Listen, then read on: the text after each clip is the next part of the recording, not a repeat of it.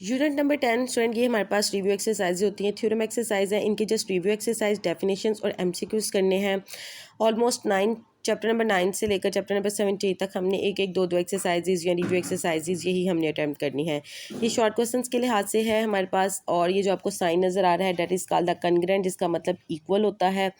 और ये हमारे पास इन एंगल ए बी सी बराबर होना चाहिए, कॉन्ग्रुएंट होना चाहिए एंगल एल एम एन के। अब उन्होंने क्वेश्चन हमें दिया है एम मेजरमेंट, इसका मतलब है मेजरमेंट एंगल एम किसके बराबर होगा। ये देखिए स्टूडेंट, मेजरमेंट एंगल एम क्या है 60, तो दूसरी तरफ 60 हमारे पास सी पे है, तो हमने यहाँ पे लिखा मेजरमेंट एंगल सी। फिर हम बात करते हैं मेजरमेंट एंगल एन, वो 30 है, तो इस टाइम पे 30 हमारे पास बी से, मेजरमेंट एंगल बी के बराबर होगा। एंगल एंगल के इक्वल होता है। मेजरमेंट एंगल ए की अगर हम बात करें 90, तो वो मेजरमेंट एंगल एल के बराबर होगा। ठीक है, तो ये सिर्फ इतनी ही फिलिंग दी ब्लैंक्स थी, जस्ट बताने के लिए कि कौन सी वैल्यू किसके बराबर है। ओके, इसी तरह हम अपने क्वेश्चन नंबर 3 की तरफ आते हैं।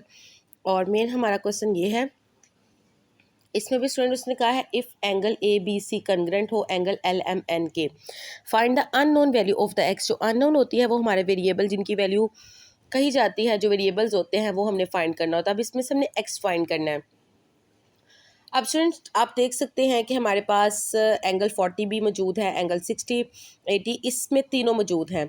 और इस वाली ट्रायंगल में हमारे पास एम भी है, एल भी है, एन नहीं है। ठीक है, लेकिन अगर हम एक एंगल को जब दूसरे एंगल के बराबर करते हैं तो ये बात हमें पता है, जैसे हमने भी पिछले क्वेश्चन में पढ़ा कि मेजरमेंट एंगल जो ए है मतलब 40 बराबर होगा, ए जो है वो किसके बराबर होगा, मेजरमेंट एंगल एल के, जो कि दोनों 40 हैं। उसके बाद हम बात करते हैं मेजरमेंट एंगल अपने बी की, जो कि किसके कॉन्ग्रुएंट होगा, मेजरमेंट एंगल एम के। ठीक है जी, जो कि क्या है 80 डिग्री, 80 डिग्री। अब जो हमारे पास नहीं है मेजरमेंट एंगल एन, जो कि हमें पता है कि एक्स नॉट किसके बराबर होगा, 60 के बराबर होगा, लेकिन ये बात हमने प्रूफ के साथ करनी है। और हमने यहाँ पे लिखना है सम ऑफ 3 ट्रायंगल इज 180, 180 के बराबर होता है ना हमारा एंगल। और अब हम देखो, इसमें तो हमारे पास तीनों वैल्यूज मौजूद हैं, हमें इसके अकॉर्डिंग करना है अपना काम। तो हमने यहाँ पे लिखा measurement angle L plus measurement angle N plus measurement angle L M और एन। ठीक है, किसके बराबर होगा, 180 के बराबर। एल कितना है हमारे पास 40 डिग्री, एम कितना है 80 डिग्री, और एन हमारे पास एक्स नॉट है। ठीक है, ये दोनों प्लस हुए 120, X naught is equal to 180।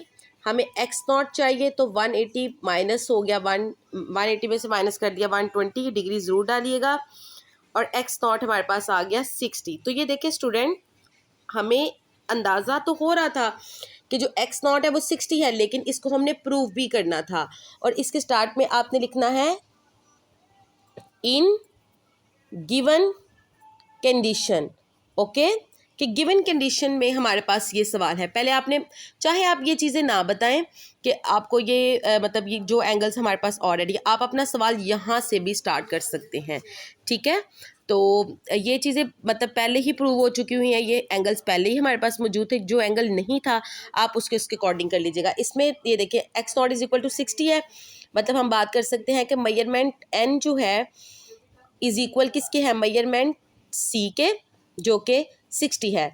Basically आप अपना क्वेश्चन स्टार्ट यहाँ से कर लीजिएगा। ठीक है, ये ऊपर डिस्क्रिप्शन आपको जस्ट बताने के लिए है कि जो चीज़ें हमारे पास मौजूद थी और सवाल हमारा यहाँ से स्टार्ट। अब यहाँ से स्टार्ट करके यहाँ तक ये चीज़ भी मेंशन कीजिएगा, इसको भी मेंशन करना है, सम ऑफ 3 ट्रायंगल भी मेंशन कीजिएगा, और ये सारा आपने इसको मेंशन करके ही आगे जाना है, तो फिर आपको इसके नंबर मिलेंगे।